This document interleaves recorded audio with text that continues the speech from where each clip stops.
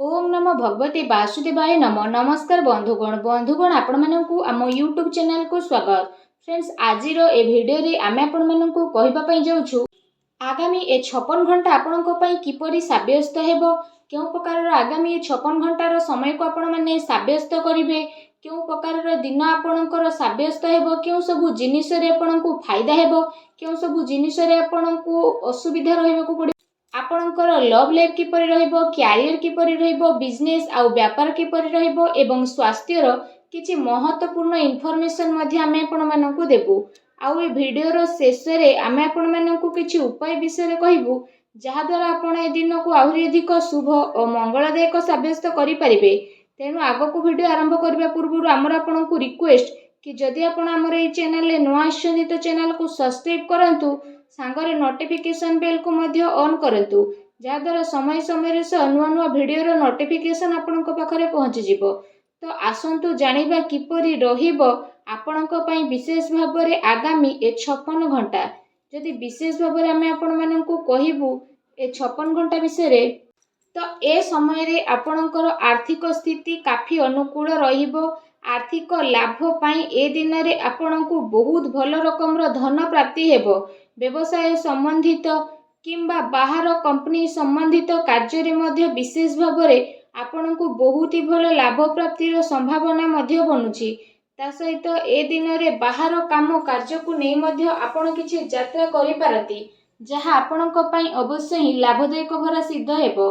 ता सहित जदि कहिबा शिक्षा क्षेत्र रे मध्य आपणकु अनुकूल परिणाम विशेष रूप रे प्राप्त हेबो। आउ उच्च शिक्षा पई प्रयासरत लोक मानकु मध्य बहुत ही भल लाभ प्राप्त हेबो। आपणक ज्ञान रे बुद्धि हेबो। आउ वरिष्ठ तथा गणमान्य लोकंक द्वारा आपणकु अवश्य ही प्रशंसा प्राप्त होई जिवो। काम कार्य क्षेत्र रे मध्य ए दिन रे आपण किछि नुआ करि परिबे, जहा आपणक पई अवश्य ही आगकु जाई भल साब्यस्त हेबो। पूरा परिवार रे आपण समस्ते पूरा जोश रे सहित रहिबे। आउ घर परिवार रे हर्ष उल्लास रो माहौल देखिबा को मिलिबो। ता सहित आपण कोनोसी प्रॉपर्टी विषय रे मध्य गभीर भाबरे विचार करिवे। आउ आगकु जाई मध्य आपणकु बहुत अधिक लाभ मध्य प्राप्ति हेबो। धन अचल संपत्ति प्राप्ति पाई मध्य ए दिनर समय आपणक पई बहुत ही भल दिनर समय रहिबो। ता सहित ए दिनर समय आपणक पई विशेष भाबरे मौज मजलिस आउ आनंद भरा मध्य रहिबो, काहे कि ना आपण जीवन पूरा रूप रे जीबे। ता सहित जदि कहिबा आपणकर मनोबल पूरा भाबरे आपणक कार्य प्रति मध्य पूर्ण रूप रे समर्पित भाव नै कि आसीबो। आ आपणक पई नुआ उपलब्धि मध्य विशेष रूप रे प्रदान करिवो। आपणकर टिके भी परिश्रमर फल आपणकु भरपूर रूप रे मिलिबो, जहा द्वारा आपणकु काफी खुशी रो अनुभव मध्य हेबो। एहा सहित जदि कहिबा एहा पई आपण समयर सदुपयोग करंतु, काहे कि ना आपणकु बहुत ही भल लाभ प्राप्ति हेबाको जाउछि, जहा द्वारा आपणकु काफी खुशी मध्य अनुभव हेबो। आसंतु जानिबा ए दिन रे आपणक पई कोन नेगेटिव रहिबो। परिवार रो माहौल आपणकर खराब हेबार संभावना बनुछि, सेति पई पारिवारिक स्थिति को अनुकूल बनै कि रखिबा पई जणे आउ जणक परस्पर संबंध हेबा बहुत ही अधिक जरूरी रहिछि।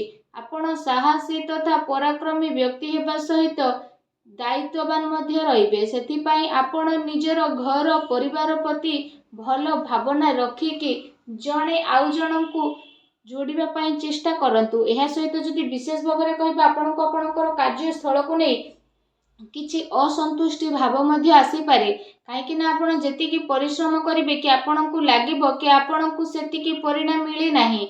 से कारण पई आपण किछि टाइम पर्यंत निजको एका एका फील मध्य करिवे। एहा सहित जदि विशेष भाबरे कहिबा भूल लोकंक संपर्क रे तथा भूल संग रे रहिबारे आपण प्रयास मध्य करंती, तेणु सावधान रुहंतु, अन्यथा आर्थिक समस्या आपणकु सामना मध्य करिबा पई पड़ी पारे। मानसिक अशांति सहित कार्य व्यवसाय रे मध्य आपणकर व्यवधान विशेष रूप रे उत्पन्न हेबो। मन रे चिड़चिड़ापन तथा प्रॉब्लम द्वारा आपणक कार्य योजना रे बाधा मध्य आनिबे, तेणु आपणकु सावधान रखिबा आपणक पई अनिवार्य रहिबो। एहा सहित विशेष भाबरे कहिबा आपणकर स्वभाव आपणक पई किछि प्रॉब्लम उत्पन्न मध्य करि पारे। पिलांक उपरे अधिक अनुशासन रखिबा सेमानक पई प्रॉब्लम मध्य ठिया करिवो। ସେଥିପାଇଁ ନିଜର ସ୍ୱଭାବରେ ଆପଣ ବିଶେଷ ରୂପରେ ଟିକେ ଲଚିଲାପଣ ଆଣନ୍ତୁ। ପିତାଙ୍କର ସମ୍ମାନ କରନ୍ତୁ। କିଛି ମତଭେଦ ମଧ୍ୟ ଉତ୍ପନ୍ନ ହୋଇପାରେ, ତେଣୁ ଟିକେ ସାବଧାନ ରୁହନ୍ତୁ। ଏହା ସହିତ ଏ ଦିନରେ ଆପଣ ତରତରରେ କୌଣସି ବି ନିର୍ଣ୍ଣୟ ନିଅନ୍ତୁ ନାହିଁ। ଯଦି ଆପଣ ସବୁ କାମକୁ କରିବାକୁ ଚାହୁଁଛନ୍ତି ତ ଆପଣଙ୍କୁ ସବୁ ମିଳିବ, କିନ୍ତୁ ତରତର ହୋଇ କଲେ ନୁକସାନ ହୋଇପାରେ। ଅଚାନକ ଯାତ୍ରା କାରଣରୁ ଆପଣଙ୍କୁ ବିଶେଷ ରୂପରେ ଚିନ୍ତାର ଶିକାର ମଧ୍ୟ ହେବା ପାଇଁ ପଡ଼ିପାରେ। ଉଦ୍ଧାର ମାଗୁଥିବା ଲୋକଙ୍କୁ ନଜରଅନ୍ଦାଜ କରନ୍ତୁ। ମତଭେଦର ଗୋଟେ ଲମ୍ବା ସଂଖ୍ୟା ବନିବ, ଅନ୍ୟଥା ଆପଣଙ୍କୁ ସାମଞ୍ଜସ୍ୟ ବନେଇ ରଖିବାରେ ମୁସ୍କିଲ ମଧ୍ୟ ଆସିପାରେ, ତେଣୁ ଆପଣ ଟିକେ ସାବଧାନ ରୁହନ୍ତୁ। ଆସନ୍ତୁ ଜାଣିବା ଆପଣଙ୍କର ଲଭ୍ ଲାଇଫ୍ ଏ ଦିନରେ କିପରି ରହିବ। ଯଦି ଆପଣଙ୍କର ଦାମ୍ପତ୍ୟ ଜୀବନ ବିଷୟରେ କହିବା ତ ଏ ଦିନରେ ଆପଣଙ୍କ ପ୍ରେମ ଜୀବନ ପାଇଁ ବହୁତ ହି ଭଲ ଦିନ ରହିବ। ତା ସହିତ ପ୍ରେମ ମାମଲା ପାଇଁ ମଧ୍ୟ ବିଶେଷ ଭାବରେ ଏ ସମୟ ଆପଣଙ୍କ ପାଇଁ ଅତି ଉତ୍ତମ ରହିବ। ବିବାଦରୁ ଆପଣ ଦୂରେଇକି ରୁହନ୍ତୁ। କାହାର କହିବା ଦ୍ୱାରା କୌଣସି କାର୍ଯ୍ୟ ଆପଣ କରନ୍ତୁ ନାହିଁ। ଆପଣ ନିଜ ଉପରେ ଭରସା ରଖନ୍ତୁ, ଅନ୍ୟଥା ନିଜ ଉପରେ ଭରସା ରଖିକି ଆପଣ ନିଜର ପ୍ରେମୀ ପ୍ରେମିକାଙ୍କ ଉପରେ ଭରସା ରଖନ୍ତୁ ତଥା ଜଣେ ଆଉ ଜଣଙ୍କ ସହ ପ୍ରେମରେ ସଂଗଠିତ ହେଇକି ରୁହନ୍ତୁ, କାରଣ ଏ ଦିନ ପ୍ରେମ ଜୀବନ ପାଇଁ ବହୁତ ହି ଭଲ ଦିନ ରହିବାକୁ ଯାଉଛି। ଏ ଦିନର ଅବଶ୍ୟ ହିଁ ଆପଣଙ୍କୁ ଲାଭ ଉଠେଇବାର ରହିଛି। ଆସନ୍ତୁ ଜାଣିବା ଏ ଦିନରେ ଆପଣଙ୍କର ବ୍ୟବସାୟ ଆଉ କ୍ୟାରିୟର କିପରି ରହିବ। ନିଜର ଯୋଜନାକୁ ଆପଣ କାହା ଆଗରେ ବିଶେଷ ଭାବରେ ଅଧିକ ଜାହିର କରନ୍ତୁ ନାହିଁ। ଆପଣଙ୍କର ଗୁପ୍ତ ଯୋଜନା ଆପଣଙ୍କ କାମରେ ଫାଇଦା ପ୍ରଦାନ କରିବ। ଏହି ସମୟରେ କେଉଁଠି ଆପଣଙ୍କୁ ଅଚାନକ ଲାଭ ମିଳିବାର ବିଶେଷ ଭାବରେ ଆଶା ରହିଛି।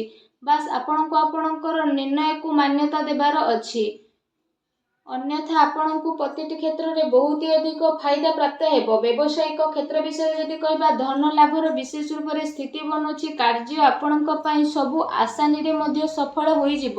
କାରବାର ବିସ୍ତାରର ଯୋଜନା ମଧ୍ୟ ଆପଣ ବନେଇ ପାରନ୍ତି, ଯାହା ଆପଣଙ୍କ ପାଇଁ ଆଗକୁ ଯାଇକି କାଫି ଲାଭଦାୟକ ସିଦ୍ଧ ହେବ। ଏହା ସହିତ ଆପଣଙ୍କୁ ପଇସା ନେଣ ଦେଣରେ ଟିକେ ସାବଧାନ ରଖିବାକୁ ପଡ଼ିବ। ପ୍ରପର୍ଟିରେ ନିବେଶ ମଧ୍ୟ ଆପଣ କରିପାରନ୍ତି, ଯାହା ଆପଣଙ୍କ ପାଇଁ ଆଗକୁ ଯାଇକି ଅବଶ୍ୟ ହିଁ ଲାଭଦାୟକ ଭରା ସିଦ୍ଧ ହେବ।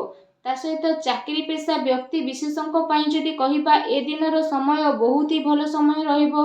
ଚାକିରି ସମ୍ବନ୍ଧିତ କୌଣସି ଭଲ ବଡ଼ ଖୁସି ଖବର ଆପଣଙ୍କୁ ଅବଶ୍ୟ ହିଁ ପ୍ରାପ୍ତ ମଧ୍ୟ ହେବ, ଯାହାଦ୍ୱାରା ଆପଣଙ୍କ ମନ ବହୁତ ହି ପ୍ରସନ୍ନ ରହିବ।